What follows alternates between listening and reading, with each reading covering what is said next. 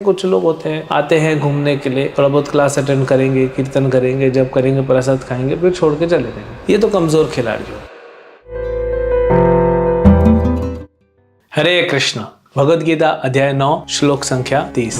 अपि चेत्सु दुराचारो भजते माम अनन्य भाग साधुरेव समन्तव्यः सम्यक् व्यवस्थितो हि सः। यदि कोई जघन्य से जघन्य कर्म करता है किंतु यदि वह भक्ति में रत रहता है तो उसे साधु मानना चाहिए, क्योंकि वह अपने संकल्प में अडिग रहता है। तो भगवान बता रहे हैं यहाँ पे कि जब कोई व्यक्ति या कोई साधु अभी शुद्ध भक्त बना नहीं है, अभी वो प्रोसेस में है, और उस प्रोसेस में अगर कुछ एक्सीडेंट हो जाता है, लेकिन अगर वह साधक जो साधु बनने जा रहा है अगर वो दृढ़ता से अपने प्रोसेस को कंटिन्यू करता है तो उसको कभी भी हमें गलत दृष्टि से नहीं देखना चाहिए, उसमें दोष नहीं देखना चाहिए। जैसे कोई व्यक्ति साइकिल चलाना सीखता है तो चलाना सीख रहा है भी, उसमें एक दो बार गिरेगा, अगर वो फिर से साइकिल चलाता रहता है कंटिन्यूअसली और छोड़ता नहीं है तो सीख जाएगा। हर जीव की दो तरह की सेवाएं होती हैं, एक भौतिक संसार की सेवा जिसको कंडीशनल सर्विस कहते हैं, यानी हमारे शरीर से रिलेटेड, मन से रिलेटेड, बुद्धि से रिलेटेड, और एक होती है कॉन्स्टिट्यूशनल सर्विस जो कि हमारे आत्मा से रिलेटेड है, जिसको हम भक्ति कहते हैं। तो शरीर से रिलेटेड करना तो पड़ेगा, ऐसा थोड़ी है कि हम भक्ति कर रहे हैं या साधना कर रहे हैं तो शरीर का देखभाल नहीं करेंगे। शरीर है तभी तो भक्ति कर पाएंगे, अगर शरीर स्वस्थ नहीं है तो भक्ति करने में भी और कठिनाइयां आएंगी। जैसे खाना खाना, रेस्ट लेना, शरीर को साफ रखना, अगर शरीर बीमार पड़ जाता है तो उसको दवाई करा के ठीक करना, ये हमारी भक्ति में आगे बढ़ाता है। तो ये हमारी सेवाएं चलनी चाहिए और भक्ति भी चलनी चाहिए। आत्मा की सेवा जैसे हरे कृष्ण मंत्र जप करना, भगवान को भोग लगा के प्रसाद पाना, भगवान को प्रणाम करना, भगवान के भक्तों की सेवा करना, मंदिर जाना, प्रचार करना, गीता भागवत पढ़ना, गीता भागवत सुनना, ये सब जो है ये आध्यात्मिक है। कभी कभी आध्यात्मिक और भौतिक दोनों एक लाइन में चल सकता है। जैसे आपको शरीर के लिए क्या करना है, खाना जरूरी है, तो भगवान को भोग लगा के खाइए, तो ये भक्ति भी हो गया और आपका जो है आध्यात्मिक के साथ साथ भौतिक सेवा भी पूरी हो गई, क्योंकि शरीर का भी ध्यान रखना है। कभी कभी दोनों विपरीत दिशा में जाते हैं। भक्ति कृष्ण की ओर जाती है, वो हमें मन जो है हमारे शरीर को दूसरी दिशा में ले जाता है। कहा गया है श्रवण करो, भगवान के नाम का श्रवण करो, भगवान की कथाओं का श्रवण करो। अगर मूवीज देखते हैं या फिल्मों के गाने का श्रवण करते हैं तो वो अलग अलग हो जाता है, तो उसमें हमारा नुकसान हो जाता है। तो उन चीजों से बचना चाहिए। अब देखिए, जब भक्ति करता है व्यक्ति, अभी भक्ति करना प्रारंभ कर रहा है, पूर्व जन्म की कुछ सुकृति है, कुछ वैष्णव की कृपा है, इसी के कारण हम भक्ति कर पाते हैं। तो भक्ति करते करते क्या होता है कि कभी कभी एक्सीडेंट हो जाता है। आखिर में भक्ति है क्या? अब माया के इस जगत में रह रहे हो और माया को कह रहे हो कि हम भक्ति करके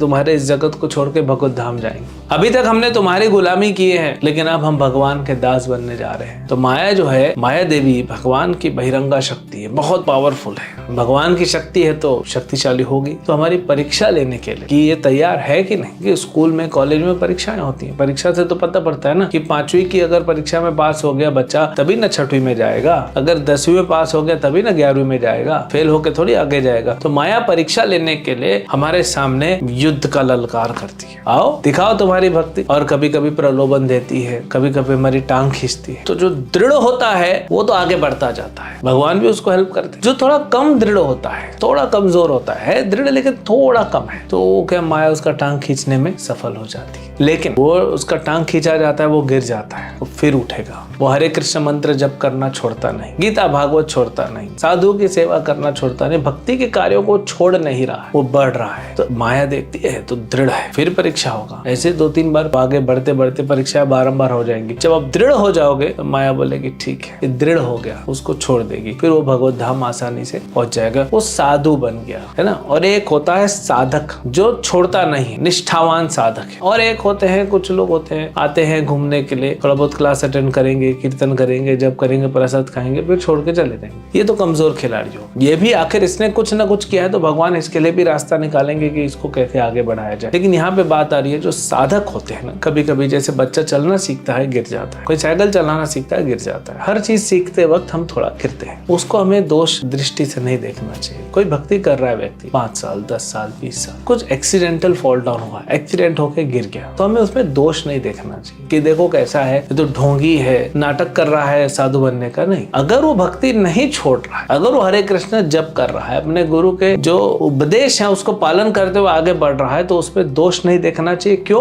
भगवान कहते हैं साधुर एव स मंतव्य, उसको साधु मानना चाहिए, उसमें दोष नहीं देखना चाहिए। आखिर माया के साथ युद्ध कर रहा है। जैसे शेर के साथ अगर आप युद्ध करोगे बिना हथियार के तो आप शेर को मार भी दोगे, लेकिन 2-4 पंजे तो आपके चेहरे पे वो भी मारेगा ना, वो तो छोड़ेगा नहीं ना। तो थोड़ा वो भी करेगा, थोड़ा आप भी करोगे। आप जीत जाओ भगवान का और वैष्णव का सहारा लेके, लेकिन फिर भी थोड़ा हमको पंजा लगता है। लेकिन अगर किसी भक्त के साथ ऐसा हो तो हमें उसे हेल्प करना चाहिए, क्योंकि भगवान उसे हेल्प कर रहे हैं, गुरु उसे हेल्प कर रहे हैं। तो आप माया के साथ बैठ के उसकी टांग मत खींचिए, उसे आगे बढ़ाइए, उत्साह दीजिए कि नहीं प्रभु ये हो गया, ठीक है, आपने इतने साल भक्ति की है, थोड़ा सा कुछ हो गया, नो प्रॉब्लम, फिर उठिए। विश्वामित्र का उदाहरण हम जरूर देते हैं कि सतर्क रहना चाहिए साधु को, लेकिन विश्वामित्र भले ही मेनका आ गई उनके जीवन में, लेकिन उन्होंने भक्ति छोड़ी नहीं, क्योंकि भक्ति करते रहे। अंत में क्या प्राप्त हुआ? उनको भगवत धाम प्राप्त हुआ, उनको भगवान की भक्ति प्राप्त हुई नारद मुनि की कृपा से। तो ये बहुत जरूरी है कि एक साधक जो है थोड़ा सतर्क रहे, लेकिन अगर मान लीजिए कहीं चूक हो गई तो दूसरों को उसकी टांग नहीं खींचनी चाहिए, और साधक को स्वयं उसको फिर से उठ के और निष्ठा और दृढ़ता के साथ भक्ति में आगे बढ़ना चाहिए, और भगवान इसको हेल्प करके अपने तक पहुंचा के रहेंगे। तो इसीलिए भक्ति करते रहना चाहिए, भले ही एक्सीडेंटल फॉल डाउन हो,